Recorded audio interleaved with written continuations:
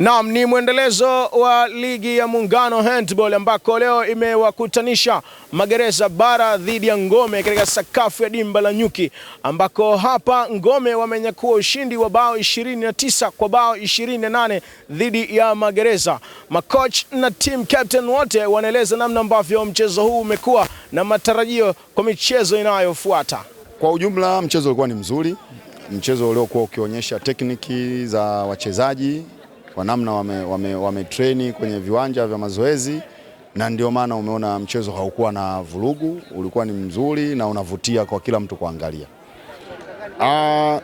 Kipindi cha kwanza tulikwenda vizuri na cha pili tulikwenda vizuri, lakini kuna makosa hayo haswa ya kiulinzi ndio yaliyosababisha tupoteze kwa hiyo range moja.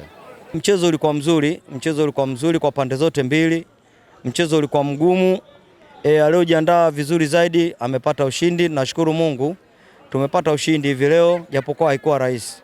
Washabiki tunawaomba watuombee dua ili tuweze kufanya vizuri katika game zilizobaki hizo mbili na wenzetu Nyuki pamoja na JKT hiyo itakayochezwa kesho na kesho kutwa itakayochezwa. Tufanye vizuri hizo game tuweze kuchukua ili kombe kama tukijali inshallah. Mchezo ulikuwa ni mzuri, lakini umetuzidi tu kwenye sehemu ya tekniki za kwao, basi wametuini. Lakini japokuwa kipindi cha kwanza tulifanya vizuri, lakini kipindi cha pili kidogo wametuini kwenye tactical attack. Makosa yalikuwa tu kidogo ya kibinadamu, kwa sababu wenzetu walikuwa wameperform kwenye defense, sisi ilikuwa performance yetu kwenye defense ilikuwa haikuwa vizuri sana.